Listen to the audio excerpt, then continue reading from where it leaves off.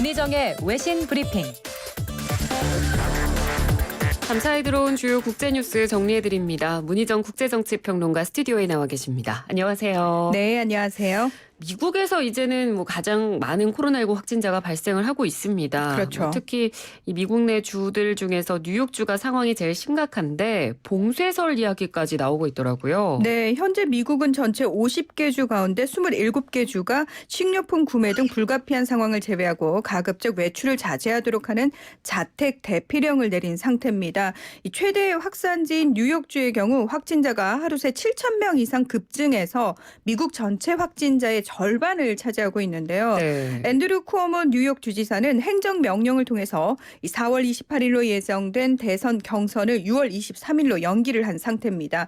그리고 플로리다와 텍사스, 메릴랜드, 사우스캐롤라이나, 매사추세츠, 웨스트버지니아, 로드아일랜드주 등 이 뉴욕주의 인근에 있는 주들이 뉴욕 번호판을 단 차량을 고속도로 내에서 주 방위군이 검문을 하고요. 무조건 14일간 의무 격리 명령을 발동을 했습니다. 네. 그러자 앤드류 쿠오모 뉴욕 주지사가 이것은 위헌이자 위법적 조치라면서 철회하지 않으면 소송을 제기하겠다고 갈등을 벌이고 있는데요. 자, 이 상황이 이렇게까지 진전이 되니까 현지 시각으로 28일 도널드 트럼프 미국 대통령이 뉴욕과 뉴저지, 코네티컷 주 일부 지역에 대해서 2주간 강제 격리 명령을 검토 중이라고 밝힌 겁니다. 그러자 당연히 해당 지역에서 이거는 중국 우한에 봉쇄하는 것처럼 우리를 똑같이 봉쇄를 하는 거다라면서 그렇죠. 굉장히 강력 반발을 하는 등 논란이 커지자 몇 시간 뒤에 격리는 필요하지 않을 것이라면서 입장을 번복하는 일이 발생을 했습니다.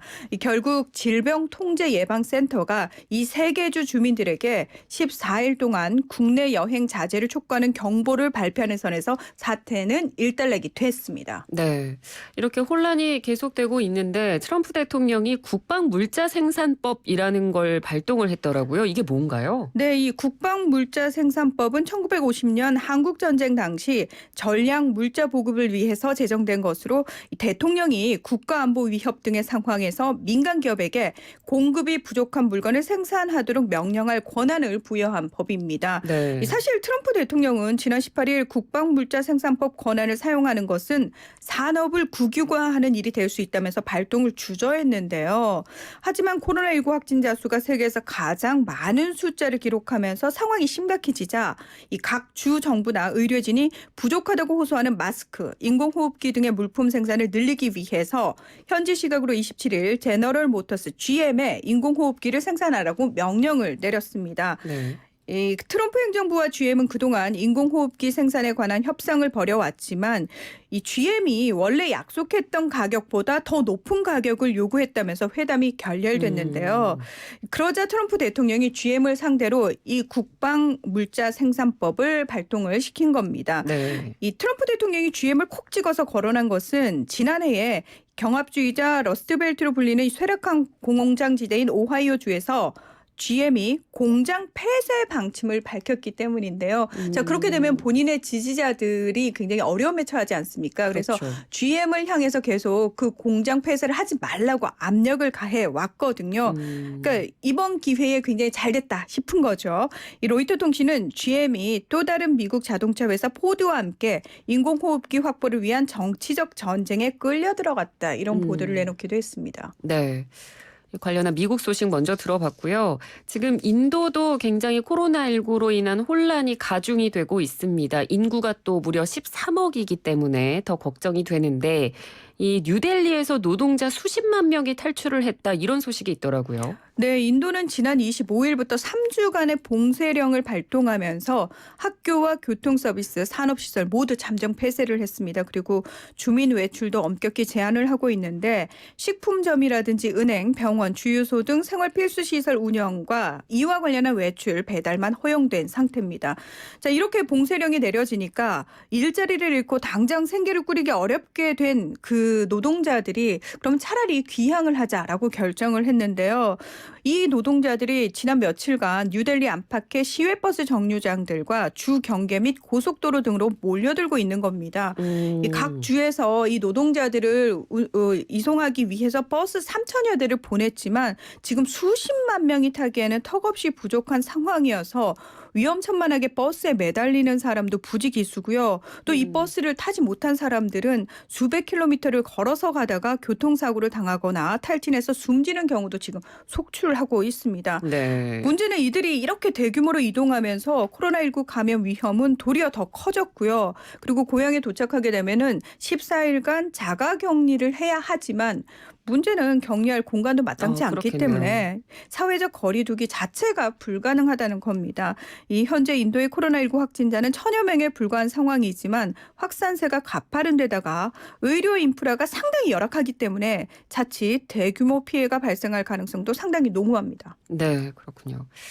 유럽도 지금 확진자가 계속해서 급증하고 있습니다. 그래서 각국이 다양하게 강도 높은 정책들을 내놓고 있는데 저도 이 칼럼을 보면서 굉장히 좀 눈에 들어왔거든요. 스웨덴은 좀 양상이 다르더라고요. 네, 이 전 세계 코로나19 사망자 가운데 3분의 2가 발생한 유럽에서는 상황이 엄중한 만큼 각국이 국경 봉쇄와 자가격리, 이동 제한 등 각종 통제 정책을 통해서 감염 확산을 억제하려고 노력하고 있죠. 하지만 스웨덴의 경우 지난 22일 스테판 레벤 스웨덴 총리가 TV 연설을 통해서 개인 모두는 책임감을 가져야 한다. 모든 것을 금지할 수는 없다면서 상식적인 행동의 문제라며 시민들의 자율적 책임을 공식적으로 천명을 했습니다. 이에 따라서 현재 고등학교와 대학만 개학을 연기했고요.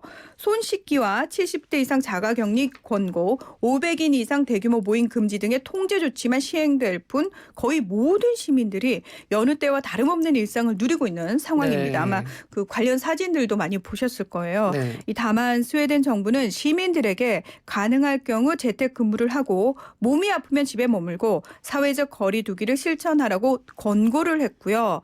29일부터는 50명을 초과하는 모임이 금지돼서 이걸 만약에 위반할 경우 벌금이라든지 최장 6개월의 징역형에 처해지게 됩니다.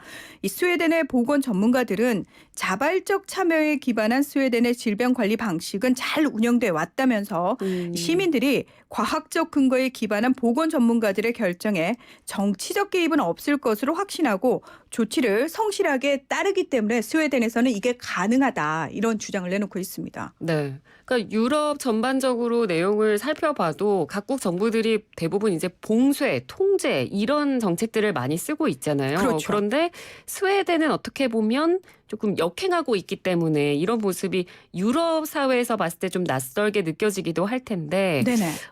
스웨덴에서만 이런 특별한 모습이 나타나는 이유는 뭘까요? 그러니까 사실 스웨덴 하면은 대표적인 북유럽의 복지국가잖아요. 네. 그러다 보니까 이제 많은 분들이 북유럽 하면은 이 핀란드라든지 노르웨이도 스웨덴하고 비슷하지 않을까라고 막연히 생각을 하는데 스웨덴만 이렇고요. 노르웨이하고 핀란드 역시 굉장히 강력한 이동 제한령까지 지금 내려진 상태입니다.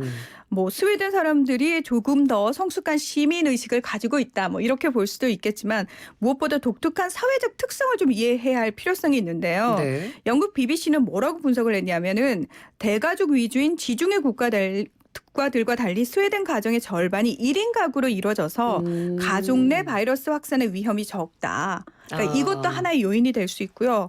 그리고 또 원래 스웨덴의 기업 문화가 상당히 유연하고 자유로운 근무 형태를 권장해 왔던 터라 이미 스톡홀름 대기업의 90% 정도는 직원들이 출근하지 않아도 되는 시스템을 갖춰놓은 상태입니다. 그래서 코로나19 사태와 관계없이 절반 정도는 원격 근무를 하고 있던 상황이었습니다.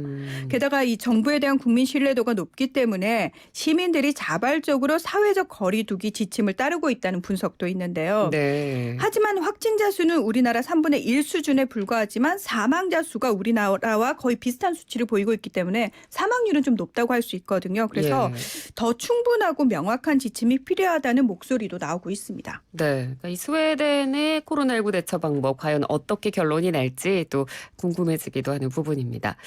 자, 이제 끝으로 우리나라에서 계속 국민적 공분을 사고 있는 이른바 N번방 사건, 국제적인 관심도 굉장히 뜨거워지고 있어요. 네, 외신들과 국제 인권 단체들이 큰 관심을 보이면서 보도하거나 목소리를 높이고 있는데요. 미국의 CNN 방송은 현지 시각으로 28일 한국의 젊은 여성 수십 명이 암호화 메시지 앱에서 성노예를 강요당한 것으로 전해졌다는 제목의 기사를 통해서 굉장히 자세한 사건 내막과 국민 청원 상황까지 보도를 했습니다. CNN은 또 한국의 현행법상 음란물에 나오는 사람이 미성년자라는 사실을 모르고 시청할 경우 형사처벌을 할 수 없다는 이 법적 어떤 미비점까지 지적을 하고 비판을 하고 있습니다. 영국의 가디언은 여성과 소녀들을 협박하는 텔레그램 성적 확대에 대한 한국인들의 분노라는 제목의 기사에서 아동이나 청소년 포르노 소지자의 1년 징역이나 2천만 원의 벌금형만 선고하는 처벌에 대해서는 강화할 필요가 있다면서 현재의 법적 처벌이 충분치 못하다고 지적을 했고요. 네. 영국의 BBC도 이 자세한 사건 정황과 함께 한국 여성들은 사법제도가 성범죄를 적절하게 처벌하지 않고 있고 이 성범죄를 억제하는 역할을 하지 않고 있다고 느끼고 있다. 이런 내용의 보도를 내놓기도 했습니다.